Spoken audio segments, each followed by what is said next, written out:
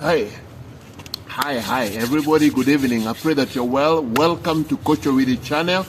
And today I want to talk about the sugar levels. You know, we have children, when they take sweets, they have sugar rush. Have you ever wondered why in meetings, you go for meetings and they put for you little sweets there to eat, and you're eating those sweets, and as you continue, you know, they also put for you tea commonly. Have you ever wondered why? You know, and so this is what I want to address today. Your sugar levels play a very significant role in your life. You know, you go to work and you've had this long, tiring day, and then you come back home, and that particular day, someone there talk to you. They just talk a bit, and you're triggered, you're cranky, and they're like, what happened with our mother? What happened with our father?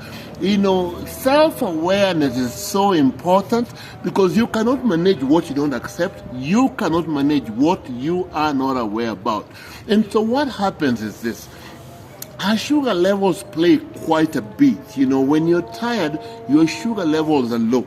And anytime, for me, when I do long distance driving, in the long distance driving, I normally have, some juice, and I normally carry apple juice, which is sugary. So whenever I'm tired, I drink to give my energy levels, bring it back, and I continue. So that is sugar injected directly into your system.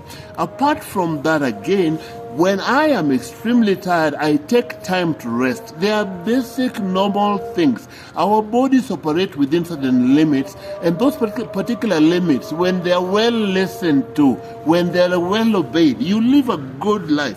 And so you got to learn to understand your body. Listen to your body. If you don't do that, all of us are very different. Some of us are very active early in the morning.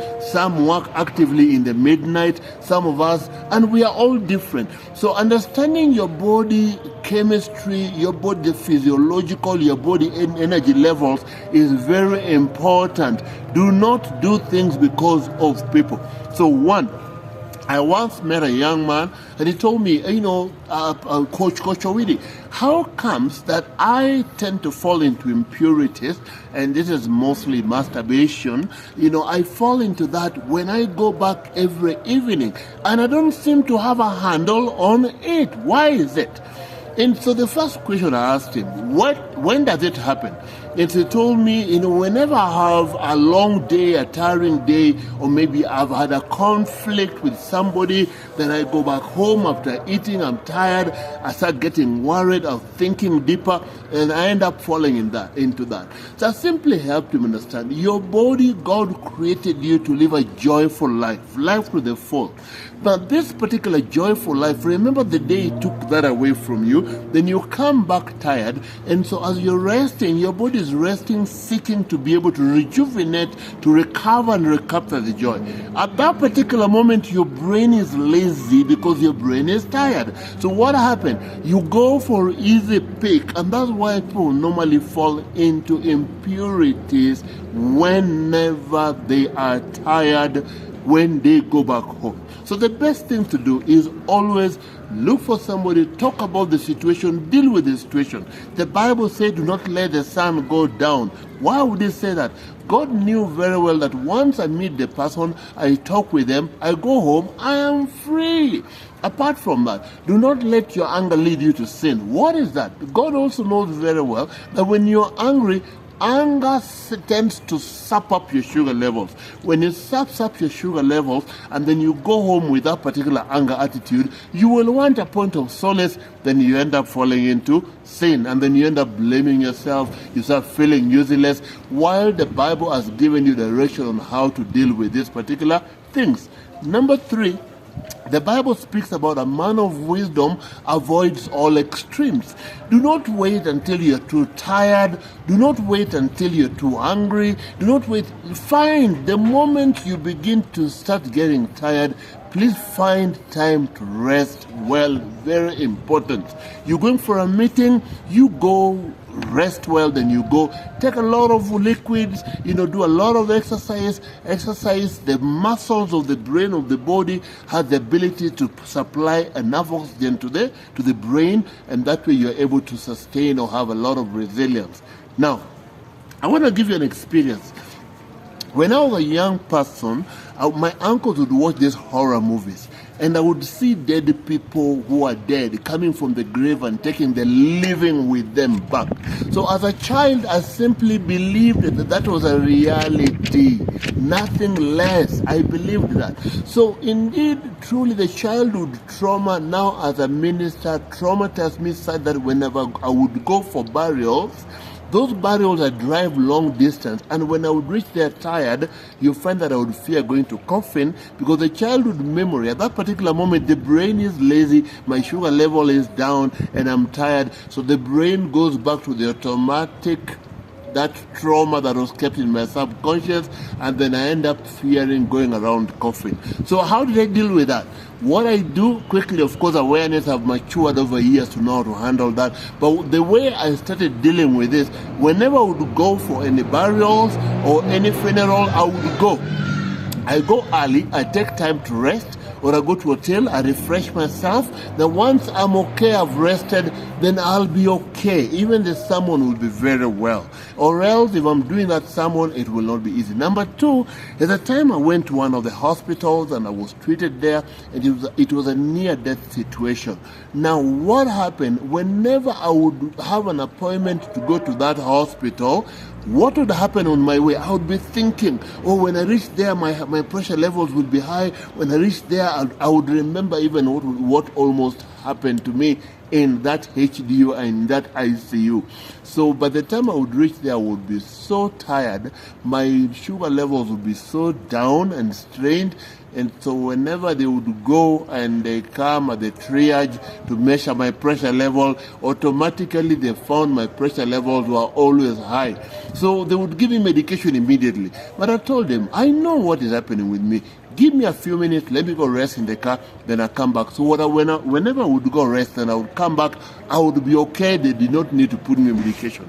And that is what we call self-awareness, self-management. That is what I would do. So, you got to be careful.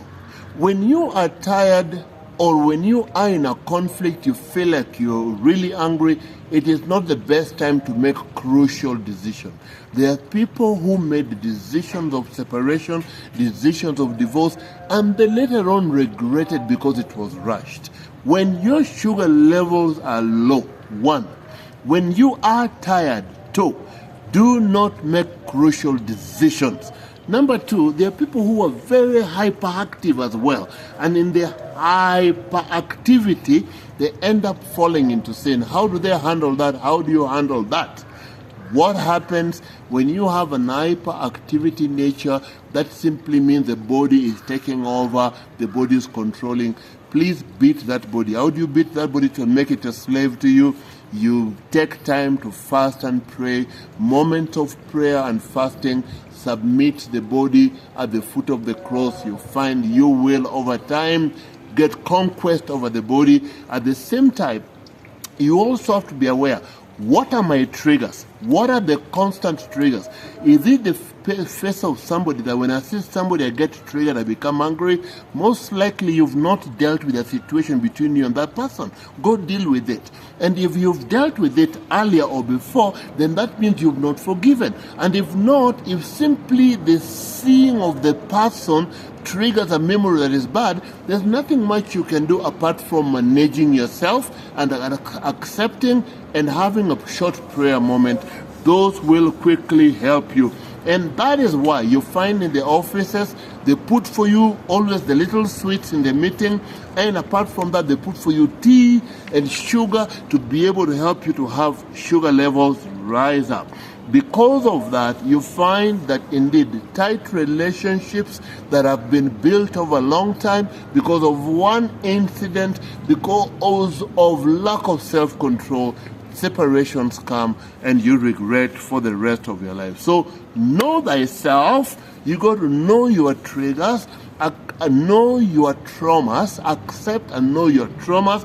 And once you know that, self-awareness will bring you to what we call self-management. That is what I wanted to simply share with you. And so if you're in a moment when you have really struggled with stress and you really trying to make life happen, it's becoming difficult. Maybe you want to change that character, changing that sinful tendency. Please feel free to look for us. We are here to help you. Indeed, even Lazarus needed somebody to remove the grave clothes on his face. As our workers, life coaches, and counselors is to be able to help you to know how to manage your life, to help you to identify the deep underlying issues that are in your subconscious so that you're aware, so you can know how to manage and run your life. Thank you so much at Coach Owidi. For more details, please feel free to go to coachowidi.org. And if you want to support this ministry financially, please feel free to send whatever you have on an M-Pesa 0724 994066 to help us to continue recording this, editing this, to send to as many as possible. Thank you. Welcome and have a wonderful one. coachowidi.org is our website. Thank you.